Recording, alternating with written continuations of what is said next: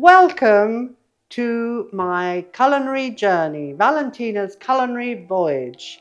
And this time I'm going to take you right up to the area around Venice, and we're going to make a risotto with prawns. Now this is quite a complicated recipe, okay? It's my interpretation of the first dish that I ate on board my cruise earlier this year on my Italian Sojourn cruise on the Viking Jupiter in Manfredi's. We're going to begin by preparing the prawns. You can see the prawns are here. They've all been washed and deveined, but they have their shells, okay? In this pan, this is a saute pan in which I have put 40 grams of butter, about 1.5 carrots, which I've diced, and 1 small onion, which I've also diced. And I'm going to fry those together, and to that I'm going to add a handful of parsley stalks, which are here, and half a fresh bay leaf, foglia d'alloro. Here we go. And I'm just going to fry that all down until the carrot is reasonably soft. And then to that I'm going to add my prawns, and I'm going to saute the prawns in this pan, and I'm going to baste them with some good old Italian brandy. I'm going to just throw that all over the prawns and set fire to it so we get a flambe situation going on. And then I'm going to peel all the prawns and remove all their heads, and I'm going to make those into a sort of thick buttery cream, which is going to give the whole of the risotto its really most intense flavour. The stock that I will be using this time is warming gently here. This is a shellfish stock that I made earlier, and I just need that to keep warm so that it's ready to add to the risotto and not stop the cooking process. Now you can see that's beginning to look like a lovely base for my prawns. Unashamedly rich and buttery. Now that the carrot is nice and soft, I'm going to bring this right up to heat. I'm going to put my lovely clean raw prawns into the pan, and they're ready when they go pink, okay? And they get another turn at cooking, so we're not bothered about them being thoroughly, completely cooked at this point, because we're a long way off the recipe being finished. And basically I want them all to end up pink like this. Now is the oropilla moment.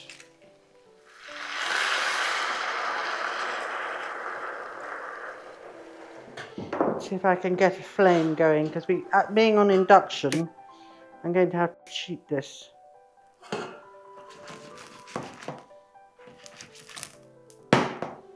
Let the flames die down, and then you know you've got rid of the alcohol and you've left the flavour of the brandy behind.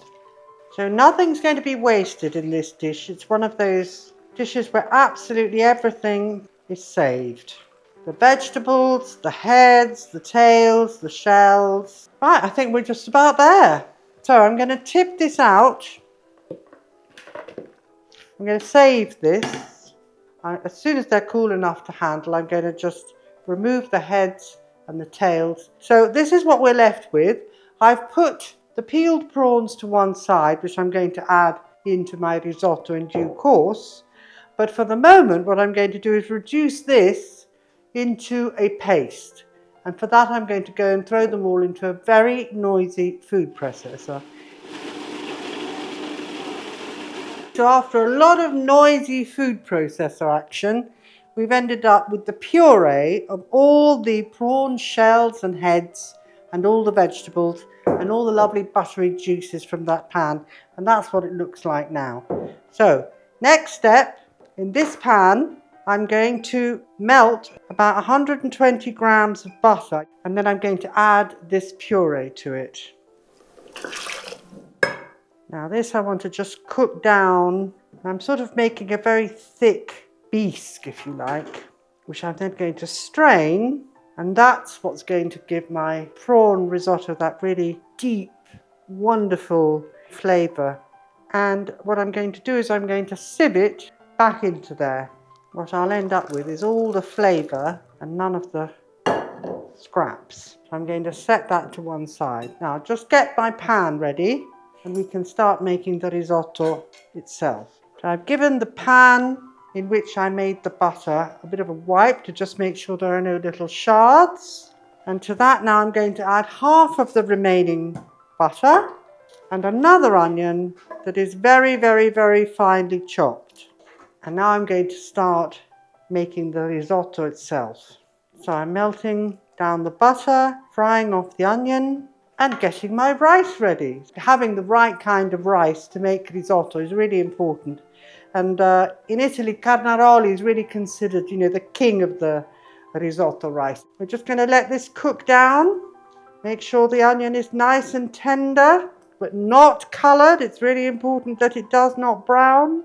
And then we're going to add in all the rice, and we're going to go through the process of la tentazione. So at this point, to add to the butter, I'm also going to add a little drizzle of olive oil.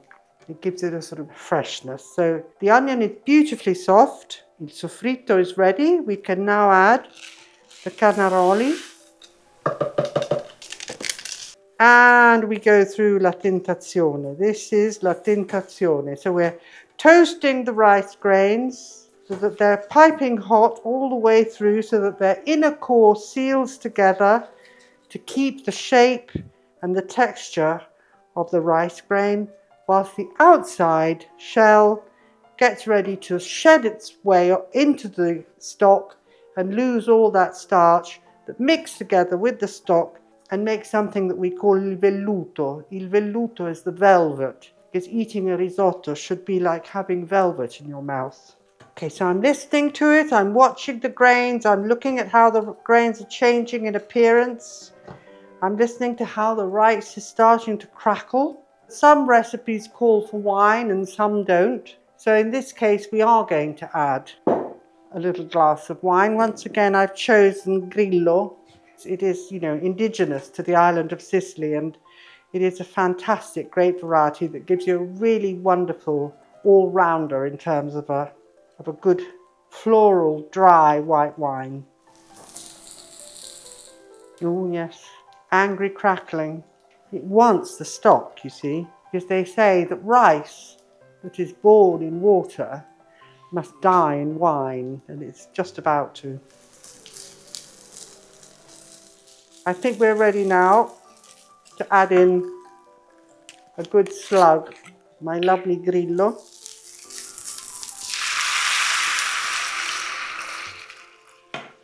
There we are, wonderful sigh of relief. Now I'm going to cook this off until the smell of the wine has disappeared, so get rid of all those chemicals naturally occurring and otherwise that might be in your wine. As soon as it doesn't smell like a chemistry lab anymore, you can basically move on to the next ingredient. If you put the next ingredient in too soon, you're going to lock that flavour in. So just be careful not to do that. Just wait until your nose tells you. Cooking is really all about using every single one of your senses all the time. And your nose is absolutely no exception.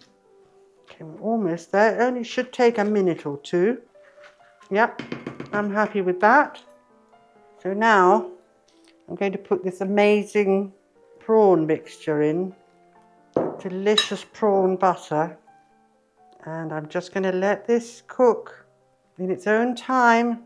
But for now, there's nothing else to do but just stand here and just think beautiful thoughts, really. Now I'm going to add a little squeeze of lemon to just bring that contrast to the dish. And now a little bit of lemon zest.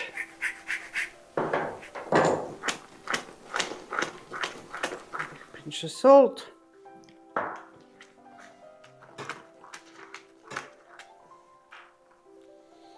I'm going to give it all the prawns, apart from the two that I'm going to save for the garnish.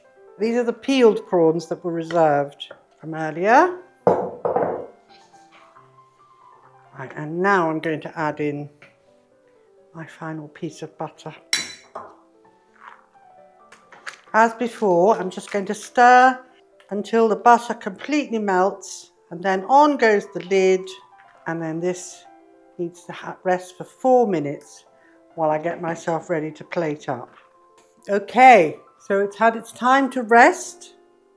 Oh, that really is very special indeed. You're not going to need very big portions of this. Remember that risotto is supposed to be a starter too, so I'm just going to give it a note of colour with a little bit of finely chopped parsley.